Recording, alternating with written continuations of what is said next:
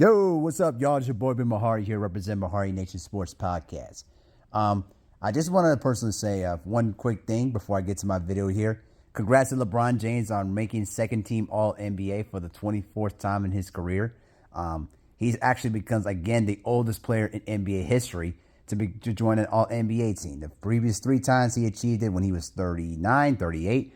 But the oldest one before that was Tim Duncan, and then way before that was Kareem Abdul-Jabbar. So congrats to LeBron James for that.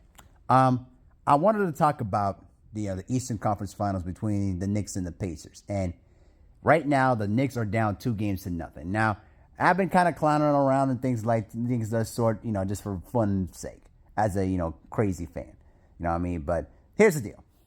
Right now, the Knicks are down 2-0. The worst nightmare that could happen is losing the first 2 games in the Garden. Now, it has happened. Game 1, we saw the crazy madness when they blew a 14-point lead with under 2 minutes to go in the game, and then basically the Pacers stole it in overtime.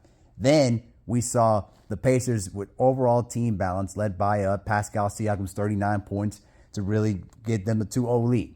Now, from my observation of what I've seen in the first 2 games, the New York Knicks, as of right now, the Knicks ball movement has been subpar. Now, we already know that from watching the Knicks throughout the year, if Jalen Brunson has a bad game under any circumstances, then the Knicks would tend to struggle. Right now, he's been averaging 22 points a game, under 52% from the field, and 50% from 3. So he's been performing up to his capabilities. But the problem here is that the other guys around him have not stepped up well. And it comes to the fact that a lot of times when I've seen Jalen Brunson with the ball in his hands, he basically owns the ball a lot. And sometimes the ball movement does not get completed as well as it should be. And some of it has to contribute to the fact that we already know that Tom Thibodeau is not an offensive-minded coach. He's more of a defensive coordinator on the sidelines.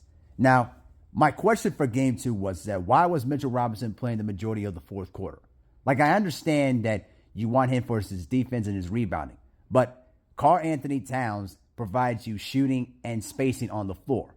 So I don't know why he decided to take the gamble on putting Mitchell Robinson for the majority of the time instead of putting Karl Anthony Towns in there. Because what the Pacers are doing right now, they're trapping Jalen Brunson anytime he has the ball in his hands. So what the Knicks are going to have to do is use the opportunity to swing the ball, make the extra pass, get guys involved early in the game. Other than Mikal Bridges, Josh Hart has been subpar. You know what I'm saying? OG Anunoby, he's been kind of okay. Karl Anthony Towns is hit and miss because he's been kind of out of rhythm. So if I were the Knicks right now, the way I would try to do it here is that I would have Brunson obviously handle the ball, of course. He's the point guard. But I would basically try to attack the double team, pass the ball out of the double team, and swing the ball to one side of the floor to the other, and then get open shots that way. Because what the Pacers are doing, they're trapping. They're basically playing fast-paced trapping, and it's gotten the Knicks exhausted in the majority of those games.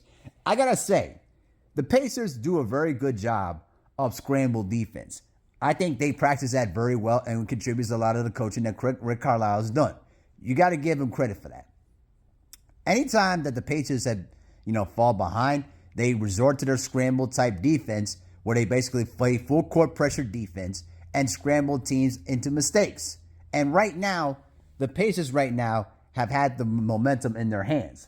Tyrese Halliburton is playing outstanding basketball, even while scoring and also distributing the ball effectively. We know Pascal Siakam has been playing, excellent basketball too. Miles Turner has been doing a good job shooting the 3. Aaron Nesmith and Nehart, they're hitting their shots from outside. It's a well-balanced out Pacer team right now.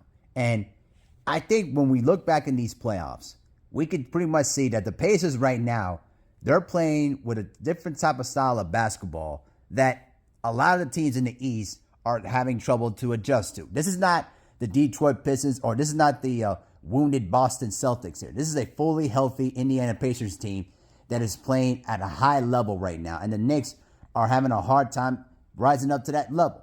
And so tonight, I hope that when the series, starts tonight, as we get ready for Game 3 tonight, The Knicks, what they have to do is swing the ball more effectively. More guys have to get involved on the offensive side. It cannot just be Jalen Brunson or Mikal Bridges doing the majority of the scoring.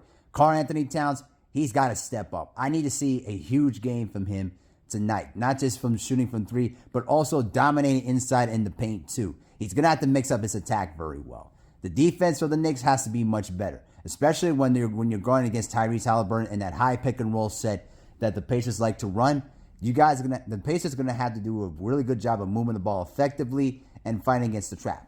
The Knicks, what they're gonna have to do is play much more better physical defense and dominate the rebounding area. If they can do these things, then the Knicks should have a good opportunity to cut the deficit to 2-1. But if I'm a gambling man tonight, I have the Indiana Pacers winning Game 3 and going up 3-0 and putting themselves a victory away from going to the NBA Finals. And who knows? Whatever happens in the Western Conference Finals, I think that series is going to go the full 7. I really do.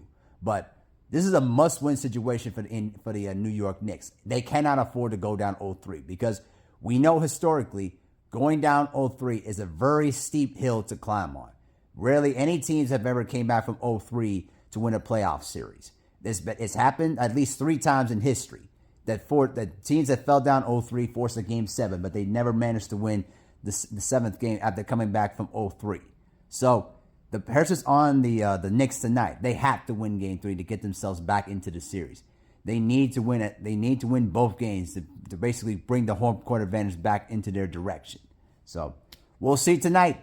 We'll definitely see tonight. But what do you guys say? What kind of adjustments should the Knicks do tonight to try to, throw a little rock into the Pacers attack? And how can they try to get themselves back into the series? I'd like you guys to know what you think in the comment section below. And stay tuned for more videos down the line this week. So get ready for the NBA Finals. It's coming up soon. And with that, I'm out. Peace.